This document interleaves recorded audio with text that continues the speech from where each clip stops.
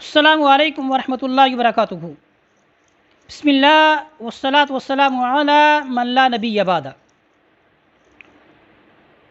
حضور اکرم صلی اللہ علیہ وسلم جو اشیاء استعمال کرتے تھے، آج ہمارے جو سوال و جواب ہیں ان اشیاء سے متعلق ہیں۔ آج کا ہمارا پہلا سوال، حضور اکرم صلی اللہ علیہ وسلم کی کنگھی مبارک کیسی تھی؟ یعنی جو آپ کنگھی استعمال کرتے تھے وہ کیسی تھی، کس چیز کی بنی ہوئی تھی؟ جواب، رسول اللہ صلی اللہ تعالی علیہ وسلم کی کنگھی مبارک وہ آج کی بنی ہوئی تھی جس سے آپ کنگھی کرتے تھے۔ رسول اللہ صلی اللہ علیہ وسلم کون سی اشیاء اپنے ساتھ سفر میں رکھتے تھے؟ یعنی جب بھی آپ سفر کرتے تھے تو وہ چیزیں آپ کے پاس ہوتی تھی۔ جواب، رسول اللہ صلی اللہ تعالی علیہ وسلم سفر میں اپنے ساتھ آئینہ، تیل، کنگھی، مسواک اور سرما جس کو الکحل بھی کہتے ہیں وہ آپ رکھتے تھے۔ رسول اللہ صلی اللہ تعالی وسلم کے آئینہ مبارک کا کیا نام تھا؟ جواب، رسول اللہ صلی اللہ تعالی وسلم کے آئینہ مبارک کا نام مدلہ تھا۔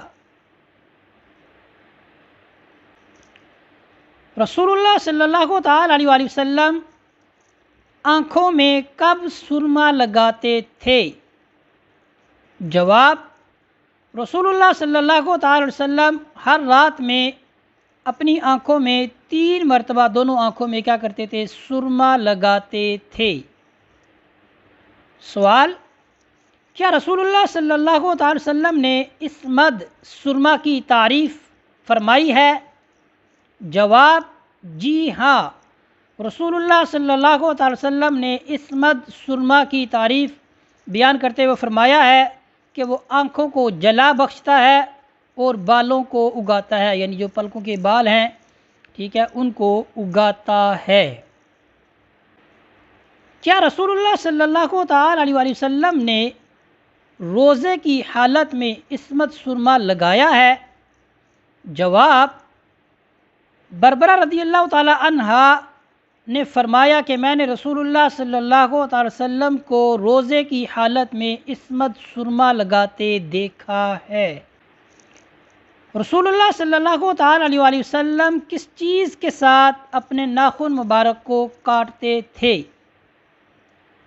جواب، رسول اللہ صلی اللہ علیہ وسلم کے پاس ناخن کاٹنے کا جو آلہ تھا اس کا نام الجامع تھا، آپ اس کے ساتھ اپنے ناخنوں کو کاٹتے تھے۔ رسول اللہ صلی اللہ تعالی وسلم کے بچھونے کا نام کیا تھا جس پر آپ آرام فرماتے تھے؟ ٹھیک ہے، اس بستر مبارک کا، اس بچھونے کا نام کیا تھا؟ جواب، رسول اللہ صلی اللہ علیہ وسلم کے بچھونے کا نام الکر تھا۔ سوال، رسول اللہ صلی اللہ علیہ وسلم کے عصا مبارک کا نام کیا تھا؟ جواب، رسول اللہ صلی اللہ علیہ وسلم کے عصا مبارک کا نام النمر تھا۔ آج کا ہمارا آخری سوال، رسول اللہ صلی اللہ علیہ وسلم کے اعلیٰ طہارت رقوہ کا کیا نام تھا؟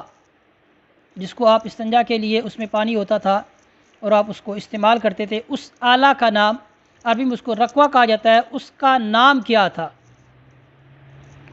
رسول اللہ صلی اللہ علیہ وسلم کے اعلیٰ طہارت یعنی رقوہ کا نام الصادر تھا، یعنی اس چیز کا جو نام تھا وہ کیا تھا؟ الصادر تھا۔